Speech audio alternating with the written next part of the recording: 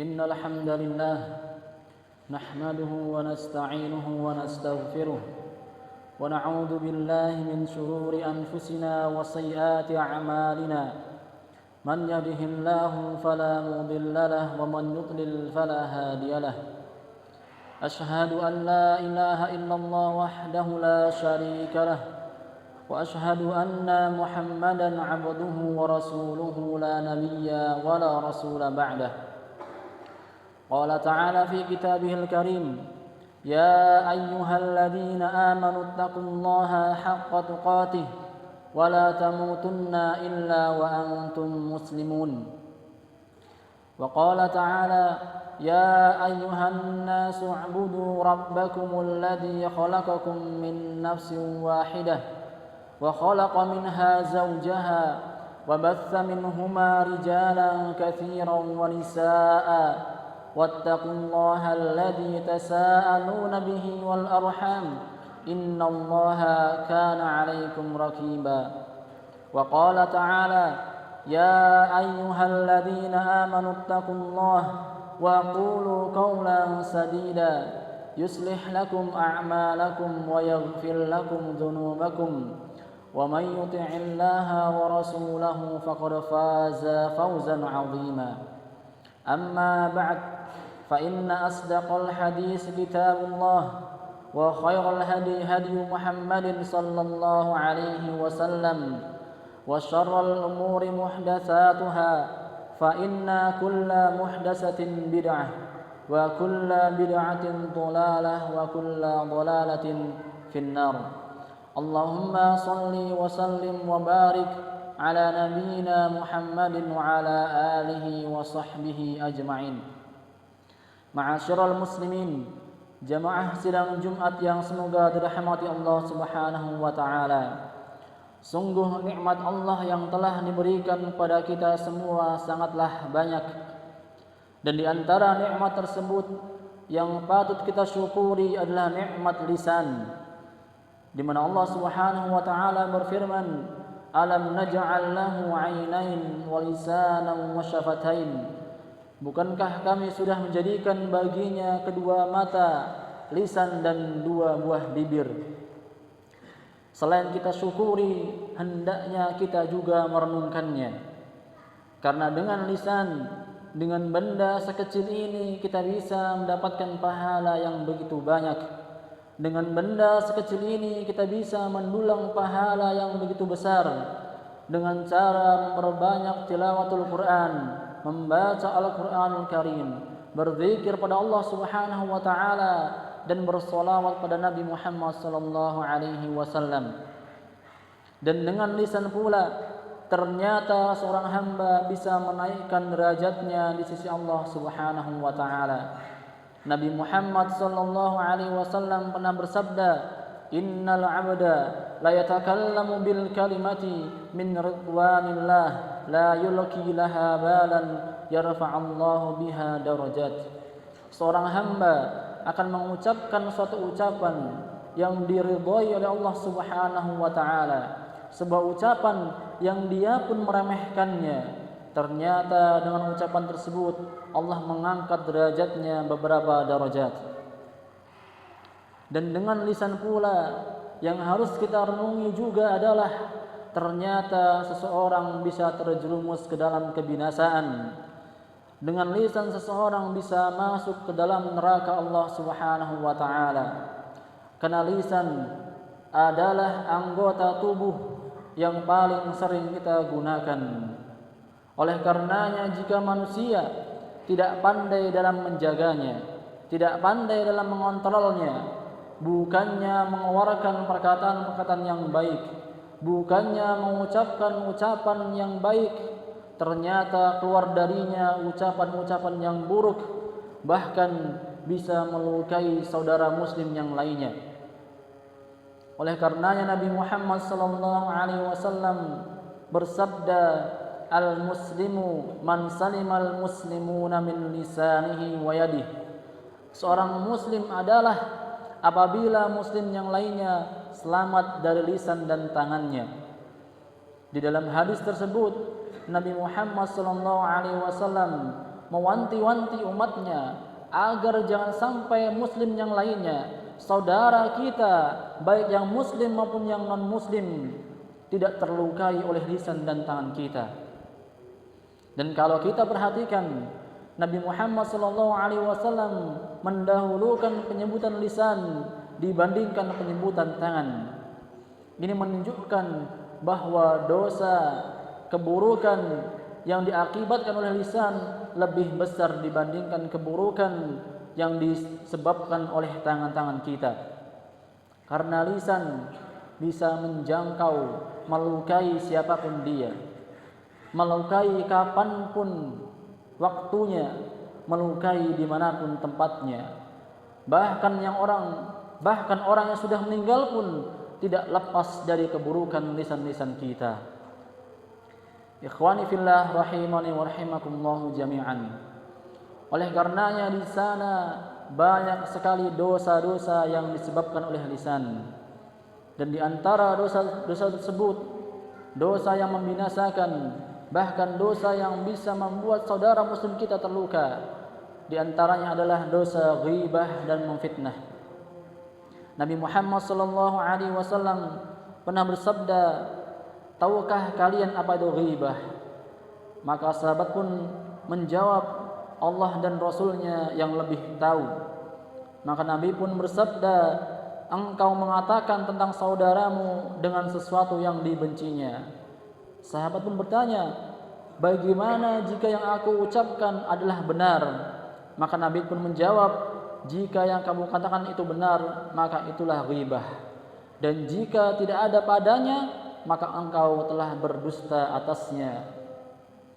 Inilah dosa ghibah yang sangat mengerikan, yang diwanti-wanti oleh Nabi Muhammad SAW. Kemudian dosa yang lainnya adalah dosa berdusta. Nabi Muhammad SAW bersabda, "Iyyakum wal kadhiba," hendaknya kalian menjauhi berdusta.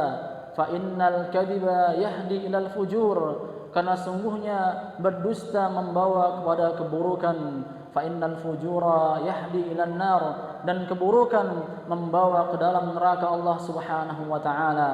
"Wa innar rajula," dan sesungguhnya seorang lelaki, "la yakdzibu," dia berdusta, "wa yataharra al-kadhiba," dan terbiasa dengan dustanya, "hatta yuktaba 'indallahi kadzaban," sehingga ditulis di sisi Allah Subhanahu wa taala sebagai seorang pendusta. Orang-orang yang suka berbohong dengan lisannya, maka dia akan dicap oleh Allah Subhanahu wa taala sebagai tukang dusta.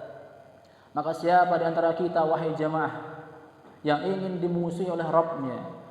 Siapa di antara kita, wahai jamaah, yang ingin dicap keburukan oleh Rabbnya? Pasti tidak ada.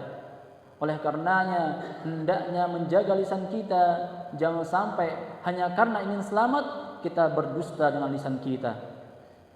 Kemudian dosa lisan yang lainnya, yang lebih dahsyat lagi dosanya, adalah mengatakan tentang Allah Subhanahu wa taala padahal dia tidak memiliki ilmu tentangnya. Allah Subhanahu wa taala berfirman, "Qul innama harrama rabbiyal fawahisha ma dhahara minha wa ma batan wal itsma wal baghya bighairil haqq wa an tusyriku billahi ma lam yunazzil bihi sultana wa an taqulu 'ala Allahi ma la ta'lamun." Katakanlah, Rabbku hanya mengharamkan perbuatan yang keji, baik yang nampak maupun tersembunyi, dan perbuatan dosa, melanggar hak manusia tanpa alasan yang benar, mengharamkan mempersekutukan Allah Subhanahu wa taala dengan sesuatu yang Allah tidak turunkan akan tentangnya, dan mengharamkan kalian berbicara tentang Allah Subhanahu wa taala padahal kalian tidak mengetahui ilmunya. Di dalam ayat tersebut Allah Subhanahu wa taala menyebutkan keharaman-keharaman menjadi 3 tingkat, 4 tingkat. Allah mulai dengan tingkatan yang paling rendah atau dosa yang paling rendah, yaitu dosa al-fawahish. Kemudian Allah sebutkan lagi dosa yang lebih besar, yaitu melanggar hak manusia tanpa alasan yang benar. Kemudian Allah sebutkan lagi dosa yang lebih besar, yaitu berbuat syirik kepada Allah Subhanahu wa taala, dan Allah tutup dengan dosa yang lebih besar, yaitu berkata tentang Allah padahal dia tidak memiliki ilmunya. Oleh karenanya Nabi Muhammad sallallahu alaihi wasallam menasihati umatnya dengan sabdanya, wa innal 'abda la yatakallamu bil kalimati min sakhatillah la yulki laha balan yahwi biha jahannam. Sesungguhnya seorang hamba akan mengucapkan suatu ucapan yang dimurkai oleh Allah Subhanahu wa taala, sebuah ucapan yang dia pun tidak memperdulikannya. Ternyata dengan ucapan tersebut Allah melemparnya ke dalam neraka jahanam. Di dalam sabdanya Nabi Muhammad sallallahu alaihi wasallam mewanti-wanti, kalau dosa lisan yang kecil saja bisa melemparkan kita ke dalam neraka Allah Subhanahu wa taala, bagaimana dosa lisan yang besar? Maka hendaknya kita benar-benar berhati-hati dengan lisan kita. Aqulu qouli hadza wastaghfirullaha li wa lakum wa ala sa'ilil muslimina min kulli dhanbin wastaghfiruhu innahu huwal ghafurur rahim.